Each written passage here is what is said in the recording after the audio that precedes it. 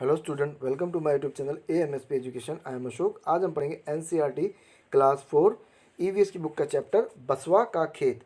मैं हूँ बसवा। मैं कर्नाटक के बेलवनिका गांव में रहता हूँ। मेरे अप्पा किसान हैं। जुलाई का महीना है। हर बार की तरह इस बार भी अप्पा प्याज की फसल उगाने की तैयारी में है। खेती करने के लिए अप्पा को कितने सारे काम करने पड़ते हैं। जब ज़रूरत पड़ती है तो अप्पा मुझे अपने साथ खेत में ले जाते हैं। पिछले कुछ दिनों में अप्पा ने खुंटी की मदद से खेत को नरम किया। तो इसमें क्या बताया कि इस बच्चे के अप्पा जो है खेती करते हैं, किसान है और ये प्याज की खेती करना चाहते हैं। और खेत को नरम करने का मतलब यहाँ पे है जुताई करना, मिट्टी को खोदना, उसे नरम करना कहते हैं, यानी कि खेत को जोतना। पता करो, बसवा के इलाके में तो खुंटी से खेत की मिट्टी को नरम करते हैं। तुम्हारे इलाके में इसे क्या कहते हैं, उसका चित्र बनाओ और चर्चा करो। तो तुम्हारे इलाके में क्या ट्रैक्टर हो सकता है या हल हो सकता है। किसी किसान या अपने बड़ों से पूछो कि उनके इलाके में खेतों में क्या क्या उगाया जाता है। अब आगे आता है खेती का हुनर। अप्पा इस बार भी खेत में प्याज के बीज बोएंगे। बैल कुरिंगे को खींचते जाएंगे और अप्पा पीछे पीछे बीज डालते जाएंगे। अप्पा को इस तरह कुरिंगे में बीज डालते देख मेरा भी ऐसा करने को मन करता है। तो ये देखिए, जो बैल्स के साथ ये हल चल रहा है, हल के साथ एक गोल गोल सी चीज़ है, उसके अंदर बीज डाले जा रहे हैं जिससे कि बीज एक तरीके से खेत में जाए और फसल तैयार हो। मेरा भी ऐसा करने को मन करता है, पर शायद मैं इसके लिए अभी छोटा हूँ। अप्पा मुझे बीज नहीं डालने देते, कहीं मेरे हाथों से ज़्यादा बीज न गिर जाएं। थोड़े थोड़े बीज गिराना बहुत मुश्किल है, पता नहीं मैं कब कर पाऊंगा।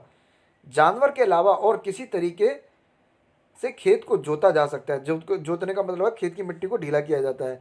प्याज की फसल। बीज बोए लगभग 20 दिन हो गए हैं। प्याज के छोटे छोटे पौधे निकल आए हैं, साथ ही निकल आई है खरपतवार। तुम जानते हो खरपतवार, तुमने किसी खेत या बगीचे में देखा ही होगा कि कुछ पौधे बिना बोए अपने आप ही उग जाते हैं। वही होती है खरपतवार।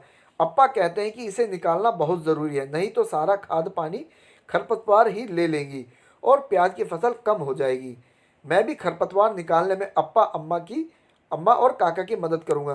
तो जब हम खेती करते हैं, खेती करने के साथ साथ जो बीज बोते हैं उसके साथ में कुछ अनावश्यक पेड़ भी अपना आप उगाते हैं, घास कुछ और भी उगाते हैं, तो उसे खरपतवार कहा जाता है। तो उसको उखाड़ना बहुत ज़रूरी होता है, नहीं तो हमारी फसल सही से नहीं हो पाएगी। अब है प्याज के खेत में। हर रोज पौधे को बढ़ता देख मुझे बहुत खुशी होती है। अब तो ये पौधे खूब बड़े हो गए हैं, मेरे घुटनों तक ऊंचे ऊंचे। पत्ते भी पीले होकर सूख गए हैं। अब प्याज निकालने के लिए बिल्कुल तैयार हैं। जिस फसल को आपने खेत में लगे देखा है उसका चित्र बनाओ। जानते हो क्यों?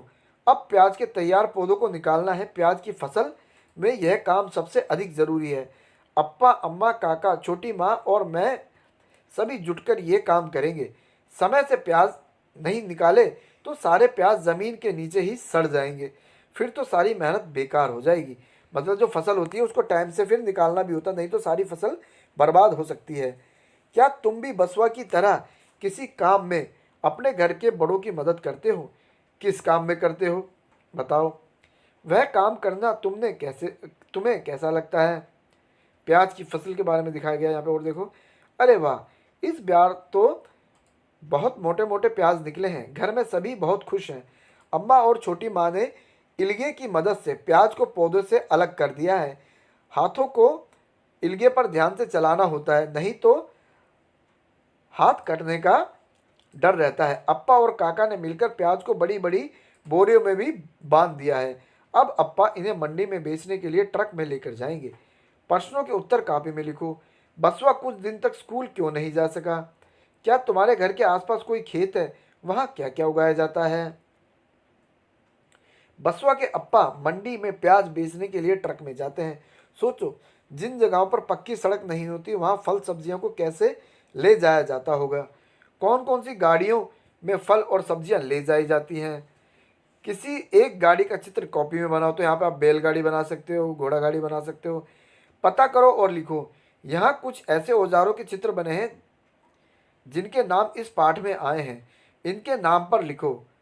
यह भी लिखो कि तुम्हारे इलाके में इन्हें क्या कहते हैं, ये औजार किस काम आते हैं। तो देखो, ये हल है, ये फावड़ा है, और इसके बारे में क्या बताया गया था अभी देखो, इसको वैसे तो दरात कहते हैं लेकिन यहाँ पे इल्गे कहा गया, इल्गे, इससे सब्जी काटी जाती है।